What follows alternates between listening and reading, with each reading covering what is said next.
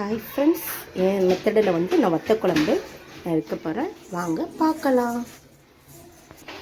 Oil ஊற்றிருக்கேன் friends. இதில் வந்துட்டு சுண்டைக்காவை வந்து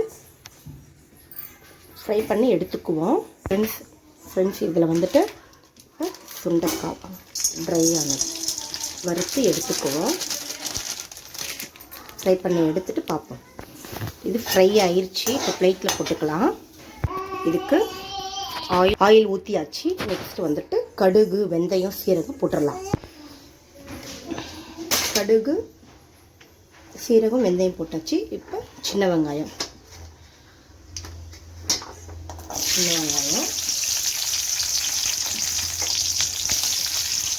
பச்சை மிளகாய், கருவேப்பிலை எல்லாம் போட்டுடலாம். நல்லா வதங்கணும்.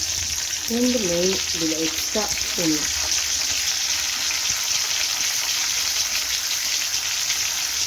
எல்லாம் மொத்தமாக போட்டு சின்ன வெங்காயத்தோடு மொத்தமாக போட்டு நல்லா வதங்கட்டும். டேஸ்ட் பண்ணி பார்ப்போம். சின்ன வெங்காயம் போட்டு நல்லா டேஸ்ட்டாக இருக்கும்.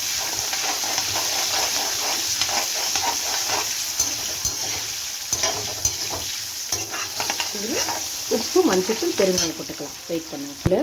கல்லுப்பு, பெருங்காயம், மஞ்சத்தூள் போட்டிருக்கேன். நல்லா வதங்கணும்.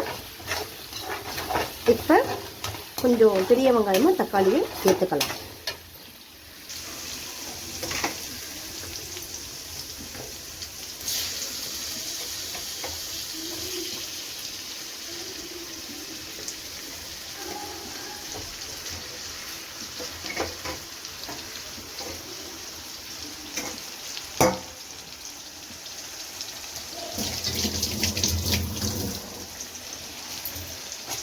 நல்லா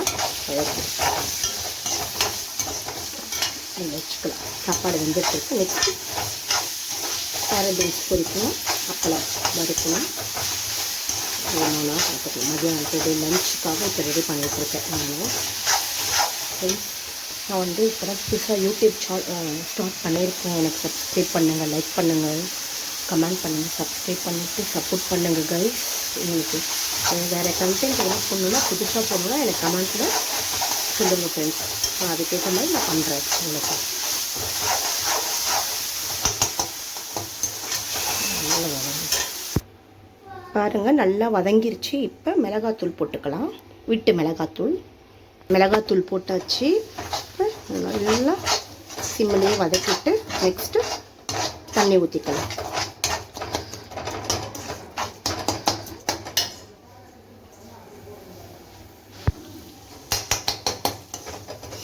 நல்லா வதங்கிருச்சு. இப்போ தண்ணி மிளகாத்தூள் ஸ்மெல்லு போகிறதுக்காக அந்த பச்சை வாசனைலாம் போயிடும். மிளகாத்தூள் வாசனை பச்சை வாசனை போயிடும். அதில் வச்சுருக்கோம். கொஞ்சம் ஒரு கொதி வந்தாலும் அதுக்கப்புறம் புளியை ஊற்றிக்கலாம் ஃப்ரெண்ட்ஸ். இப்போ வந்துட்டு சுண்டைக்காய் நம்ம ஆயிலில் பொரிச்சு எடுத்தோம்ல, அதை இதில் போட்டுக்கலாம். போட்டாச்சு. இப்போ நல்லா எப்பவுமே ஆயிலில் ஃப்ரை பண்ணி எடுத்தோம்னா நல்லா அந்த கசப்பெல்லாம் கொஞ்சம் கசப்பு இருக்கிறது நல்லது நமக்கு. சில சின்ன பிள்ளைங்களாம் சாப்பிடாதுங்கள. சின்ன பிள்ளைங்க ஒவ்வொரு பிள்ளைங்களும் கசப்பெல்லாம், அதுக்காக சொன்னேன். ஓகே. இப்போ நல்லா ஒரு 5 நிமிஷம் இருக்கட்டும். அப்படியே புளி கரைச்சி வச்சுருக்கேன். இந்த புளியை வந்து ரொம்பலாம் போடக்கூடாது. புளி லைட்டாக நெல்லிக்காய் சைஸில் தான் நான் ஊற வச்சேன். கொஞ்சமாக தான் வைக்கிறேன். வத்த குழம்பு ஃபில்ட்ரு பண்ணிவிட்டு அதில் ஊற்றிக்கலாம்.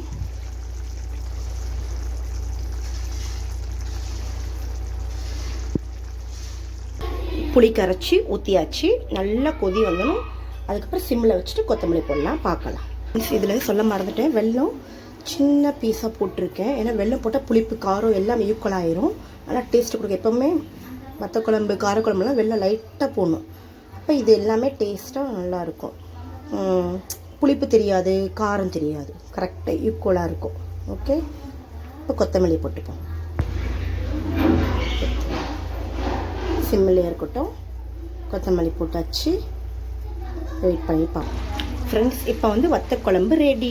இந்த வீடியோ உங்களுக்கு பிடிச்சிருந்தா லைக் பண்ணி, ஷேர் பண்ணி, கமெண்ட் பண்ணி, சப்ஸ்கிரைப் பண்ணுங்கள், என்னை ஃபாலோ பண்ணுங்கள், என்னை சப்போர்ட் பண்ணுங்கள் கைஸ்.